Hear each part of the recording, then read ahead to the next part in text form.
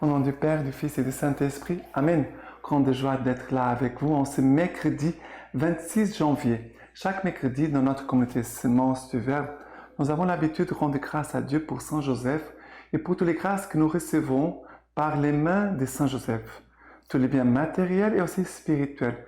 Ça veut dire qu'on rend grâce pour la providence. Et je te exhorte aussi à demander la providence de Saint Joseph aussi, pour les grâces matérielles et aussi spirituelles. On travaille, on se met au service de ce que nous devons faire. On n'est pas là en train de prier et rien faire. Nous travaillons, nous courons, nous prions, mais aussi nous confions au Seigneur tout ce que nous avons besoin. Mais regardez bien, on prie, on agit, on travaille, on court pour résoudre les choses. Et aussi, après, on demande aussi la providence du Seigneur. L'équilibre dans la vie, dans la providence. Nous vivons de la providence divine, notre communauté Semence du Verbe. Nous n'avons pas de salaire, mais nous sommes au service de l'Église, de l'évangélisation, 24 heures. D'accord? Voilà, un petit témoignage. Et ce mercredi, nous célébrons Saint Timothée et Saint Tite, voilà, deux saints très proches de Saint Paul, deux collaborateurs, deux enfants de Saint Paul qui étaient avec Saint Paul. Maintenant, la première lecture d'aujourd'hui, c'est Tite, chapitre 1er, à partir du verset 1. Paul, serviteur de Dieu, apôtre de Jésus-Christ, pour amener les élus de Dieu à la foi et à la connaissance de la vérité, ordonnée à la piété, dans l'espérance de la vie éternelle, promise avant tous les siècles, par le Dieu qui ne ment pas et qui, au temps marqué, a manifesté sa parole par une proclamation dont un ordre de Dieu, notre Sauveur, m'a confié la charge.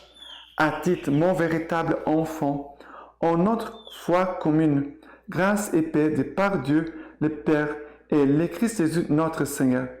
Si je t'ai laissé en Crète, c'est pour y achever l'organisation et pour établir dans chaque ville des presbytres conformément à mes instructions. Alors, ici, en 5 versets, nous avons un grand condensé des choses.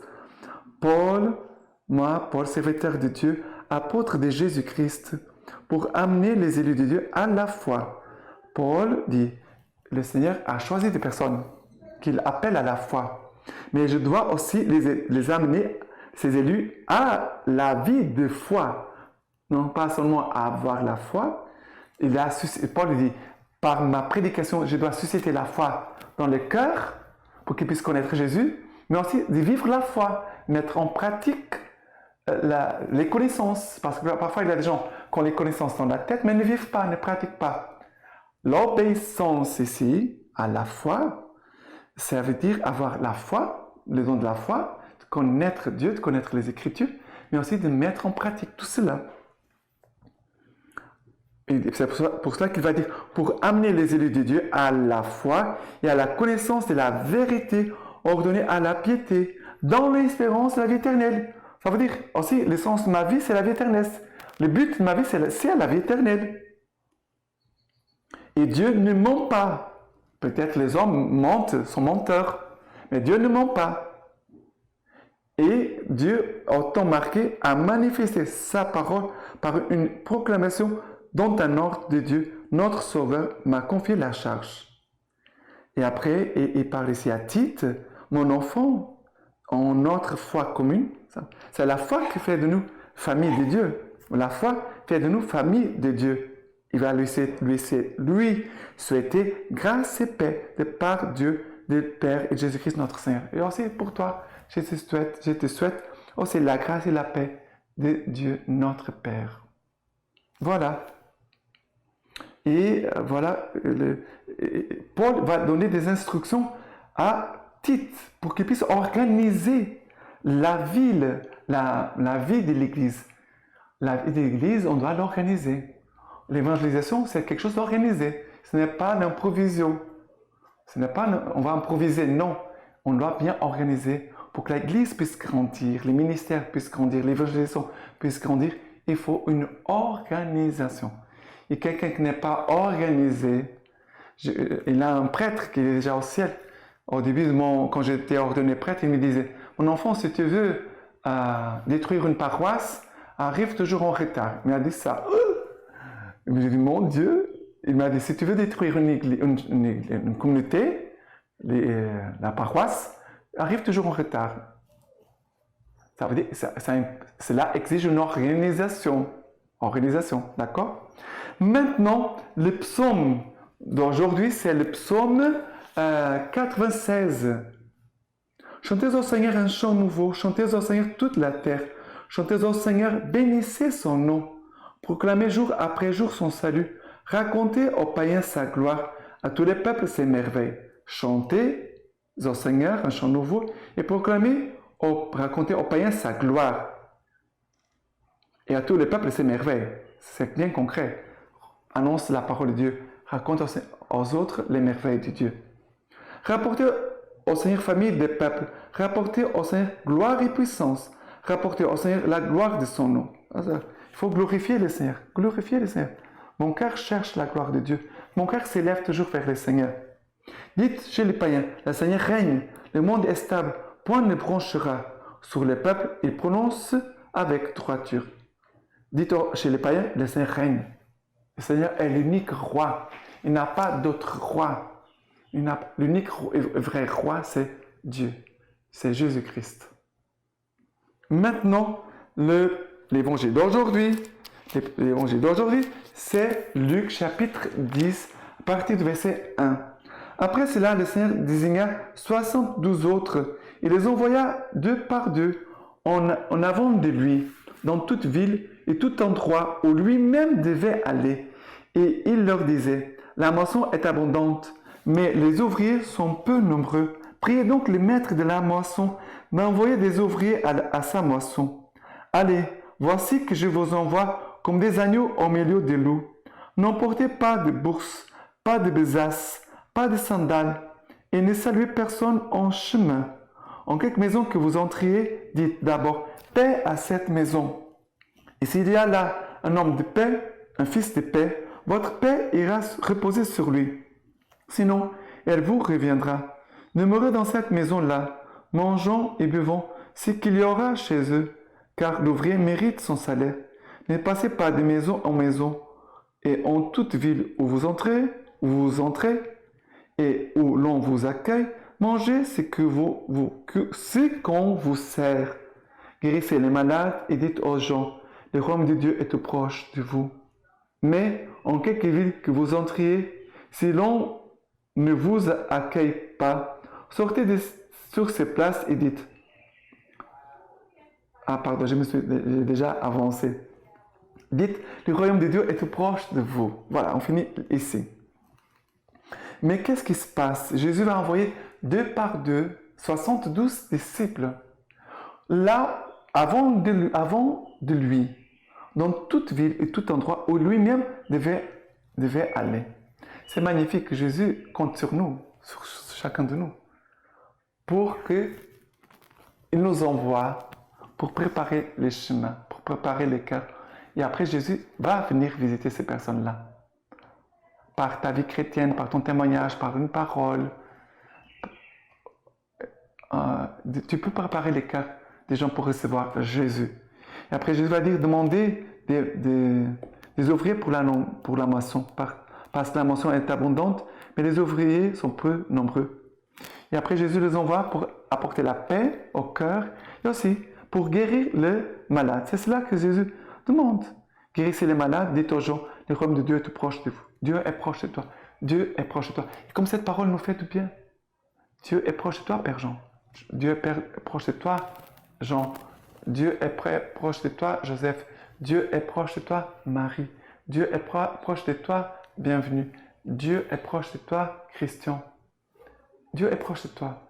Dieu est proche de nous. Et sa proximité, c'est cela que nous avons besoin. Cette proximité de Dieu. Et aussi, Dieu veut faire cette proximité au-dedans de nos âmes. Maintenant, le document, les dons de la fidélité, la joie de la persévérance. Le numéro 46. Processus pour un discernement partagé. École de vie. Numéro 45. La fidélité dans la persévérance à la vocation est un don précieux, contenu dans des vases d'argile. Dans cette tension entre les trésors donnés et la fragilité que l'on rencontre aujourd'hui dans la vie consacrée, il est fondamental de préserver un équilibre qui donne une perspective au processus de croissance de chacun. C'est précisément de l'expérience que peuvent émerger des opportunités de vie qui contribuent à remodeler les vieux schémas, surtout si les personnes apprennent à relire la conclusion d'un parcours vocationnel d'un point de vue constructif, capable de donner un nouveau sens à leur comportement quotidien. Voilà, de relire la conclusion d'un parcours vocationnel d'un point de vue constructif, capable de donner un nouveau sens à leur comportement quotidien. Tout cela est possible si nous regardons à nouveau la vie consacrée comme une école de vie, où dans la relation avec les autres, on apprend à aimer Dieu, à aimer les frères et les sœurs avec lesquels on vit, à aimer l'humanité qui a besoin de la miséricorde de Dieu et de la solidarité fraternelle. Voilà. Mais de faire cette relecture, comme c'est important de faire une relecture. C'est pour ça que nous sommes dans une école de vie. Relation avec les autres, pour aimer Dieu, les frères et sœurs et aussi l'humanité.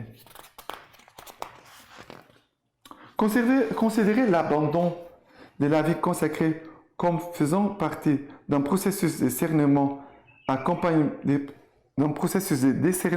accompagnement semble être une contradiction, surtout quand il s'agit des personnes qui ont vécu et fait vivre des moments de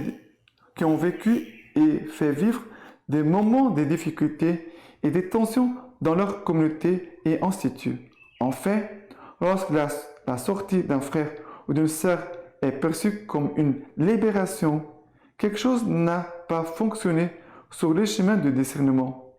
On ne devrait pas arriver au stade de discernement final en passant par des situations d'exclusion ou des véritables ostracismes de la communauté ou de l'institut. C'est le risque, en effet, d'alimenter un sentiment d'échec chez ceux qui partent et de générer un nouveau malaise chez ceux qui restent. Ça veut dire quand quelqu'un qui part, qui n'est plus fidèle, c'est le risque, en effet, d'alimenter un sentiment d'échec chez ceux qui partent, ils n'ont pas réussi à vivre leur vocation, et de générer un nouveau malaise chez ceux qui restent. Ça veut dire, quelle est notre faute? Et les gens qui restent, on dit, peut-être c'est ma faute, peut-être c'est ma faute.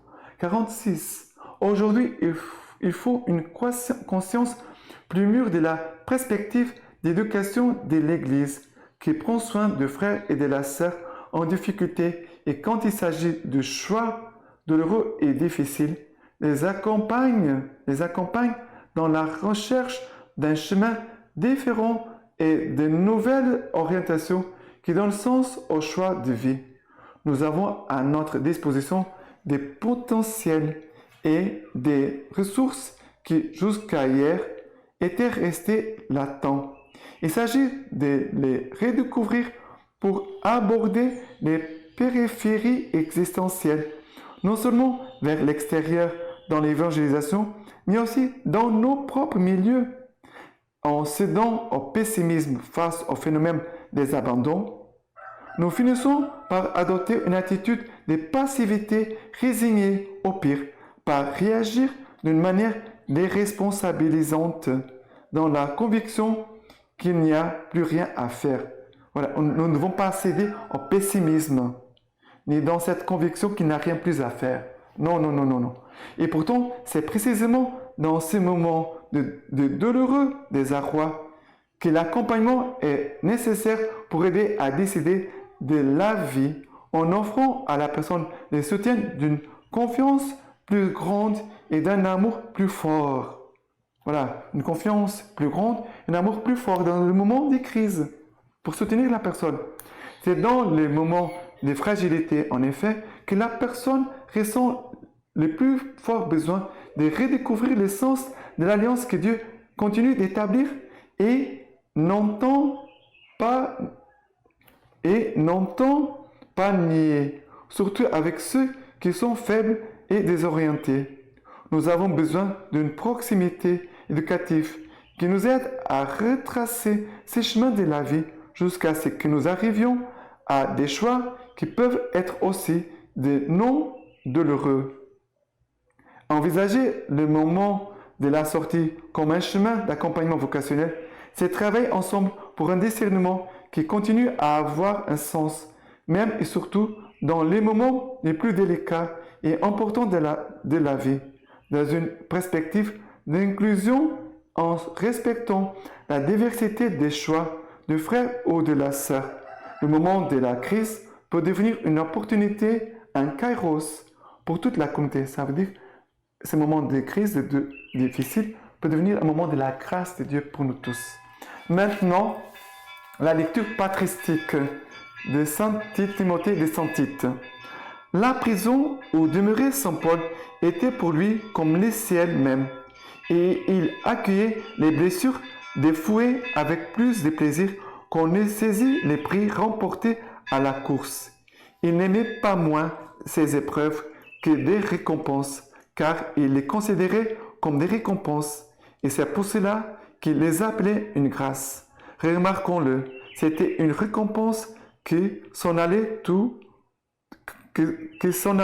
pour être avec le Christ, tandis que demeurer dans ce monde, c'était le combat. Et pourtant, il dit qu'il préfère à la récompense le combat qui est le plus nécessaire. Être maudit, séparé du Christ, c'était cela le combat et l'épreuve. C'était même bien davantage. Être avec lui, c'était la récompense. Mais à cause du Christ, Paul a choisi le combat plutôt que la récompense. On dirait peut-être que tout cela lui était doux à cause du Christ. Je le reconnais aussi par ce qui est pour nous cause de tristesse, produisait en lui un grand plaisir. Maintenant, je vous laisse la bénédiction par les mains toutes pures de la Vierge Marie. Que Dieu Tout-Puissant vous bénisse et vous garde, les Pères et les Fils et les Saint-Esprit. Amen.